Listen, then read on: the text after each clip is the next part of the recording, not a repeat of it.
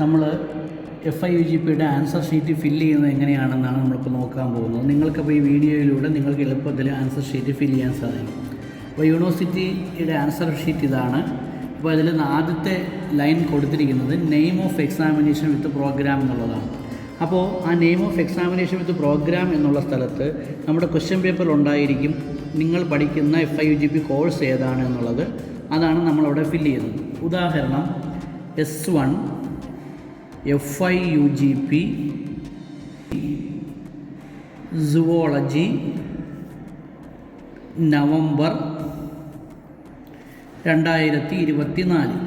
അതാണ് നമ്മുടെ name of examination വരുന്നത്. നെയിം ഓഫ് കോഴ്സ് എന്നുള്ള സ്ഥലത്ത് നമ്മൾക്ക് അന്ന് ഏത് എക്സാമാണ് എന്നുള്ളതാണ് നമ്മളവിടെ ഫില്ല് ചെയ്യേണ്ടത്. ഉദാഹരണം സയൻസ് ത്രൂ പ്രിസം എന്ന ഒരു നെയിം ഓഫ് കോഴ്സ് എക്സാമാണ് നിങ്ങൾക്ക് അന്നവിടെ നടക്കുന്നതെന്ന് വിചാരിക്കുക. ഇനി പിന്നീട് വരുന്നത് എക്സാം കോഡാണ് വരുന്നത്.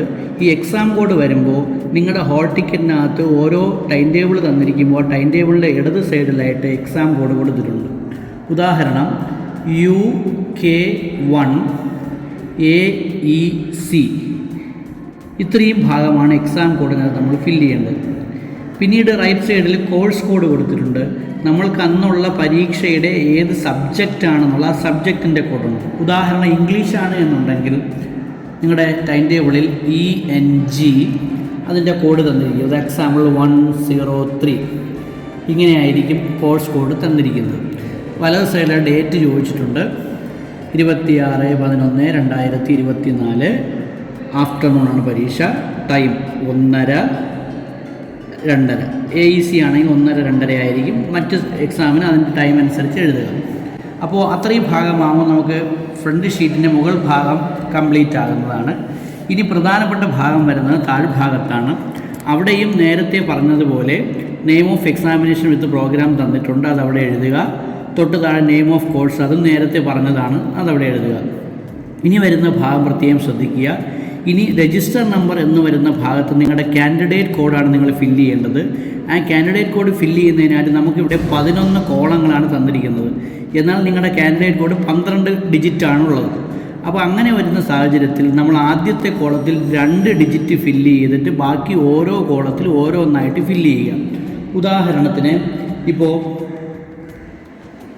57 എന്നുള്ള ആദ്യത്തെ കാൻഡിഡേറ്റ് കോഡിന് ആദ്യത്തെ 2 ഡിജിറ്റ് ആദ്യത്തെ കോളത്തിൽ ഫില്ല് ചെയ്യുക. 573468127913 ഇങ്ങനെയാണ് കാൻഡിഡേറ്റ് കോഡെങ്കിൽ ഇതിൻ്റെ ആദ്യത്തെ 2 ഡിജിറ്റ് ആദ്യത്തെ കോളത്തിലും ബാക്കി ഓരോ ഡിജിറ്റും ഓരോ കോളത്തിലായി ഫില്ല് ചെയ്ത് നമുക്ക് ആ എണ്ണം ഫില്ല് ചെയ്യാൻ സാധിക്കും. ഇനി തൊട്ടു താഴെ ഇതിനെ വേർഡ്സിൽ കറസ്പോണ്ടിങ് വേർഡ്സിൽ എഴുതുക. ഇപ്പോൾ 57 എന്നുള്ളത് നിങ്ങൾ ഒരിക്കലും 57 എന്ന് എഴുതരുത്. അത് 57 എന്ന് അക്ഷരത്തിൽ തൊട്ട് താഴെ എഴുതുക. അത് കഴിഞ്ഞ് ഓരോന്നും അതുപോലെ എടുത്ത് എഴുതുക. 3 4 6 8 1 2 7 9 1 3. അപ്പോൾ ഇങ്ങനെ നിങ്ങളത് രജിസ്റ്റർ നമ്പർ ഫില്ല് ചെയ്ത് പൂർത്തിയാക്കാൻ സാധിക്കും. ഇനി തൊട്ടടുത്ത് വരുന്നത് എക്സാം കോഡ് എന്നുള്ള സ്ഥലമാണ്. അപ്പോൾ നമുക്ക് നേരത്തെ ഒരു സംശയം ഉണ്ടാകും, നമ്മൾ മുകളിൽ എക്സാം കോഡ് ഉണ്ടല്ലോ അതാണ് ഇവിടെ എഴുതേണ്ടത്, അതല്ല എഴുതേണ്ടത്. അവിടെ നിങ്ങൾ എക്സാം കോഡ് എന്നുള്ളത് വെട്ടിയിട്ട് അവിടെ സീറ്റ് നമ്പർ എന്ന് വേണമെങ്കിൽ നിങ്ങൾക്ക് എഴുതി ചേർക്കാം. സീറ്റ് നമ്പർ എന്ന് എഴുതി ചേർത്തിട്ട് നിങ്ങൾ ഇരിക്കുന്ന ബെഞ്ചിൻ്റെ ഒരു സീറ്റ് അലോക്കേഷൻ നമ്പർ തന്നിട്ടുണ്ട്, ഡെസ്കിൽ എഴുതിയിരിക്കും. ആ കോഡാണ് ഇവിടെ എഴുതേണ്ടത്. ഉദാഹരണത്തിന് ഇപ്പോൾ ഇംഗ്ലീഷ് എന്ന സബ്ജക്റ്റിൻ്റെ കോഡ് 1001 1001. പിന്നീട് ഒരു അണ്ടർസ്കോർ ഉണ്ടായിരിക്കും.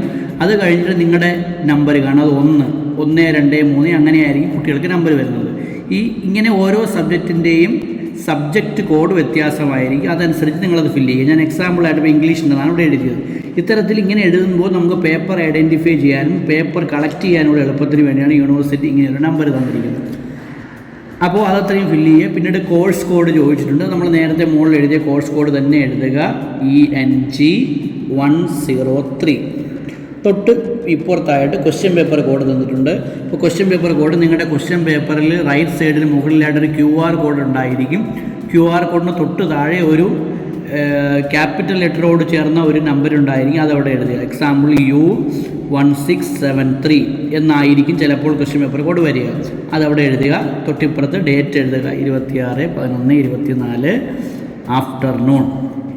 ഇത്രയുമാണ് നമ്മുടെ ആൻസർ ഷീറ്റ് ഫില്ല് ചെയ്യാനുള്ള പ്രധാനപ്പെട്ട ജോലി എന്ന് പറയുന്നത്. അപ്പോൾ ഇത് കൺഫ്യൂഷൻ ഉണ്ടാകാതെ വളരെ ശ്രദ്ധയോടുകൂടി നിങ്ങൾ ഫില്ല് ചെയ്യുക. എന്തെങ്കിലും സംശയമുണ്ട് എന്നുണ്ടെങ്കിൽ ക്ലാസ്സിലെ ഇൻവിജിലേറ്ററിനോട് ചോദിച്ചിട്ട് മാത്രം ഫില്ല് ചെയ്യുക. അതിൽ വേറെ കോംപ്ലിക്കേഷൻസ് ഒന്നും അധികം വരാൻ സാധ്യതയില്ല. നിങ്ങൾ കൃത്യമായി ഈ വീഡിയോ മനസ്സിലാക്കി കഴിഞ്ഞാൽ നിങ്ങൾക്കിത് എങ്ങനെയാണ് ഫില്ല് ചെയ്യാൻ സാധിക്കുന്നതെന്ന് മനസ്സിലാക്കും.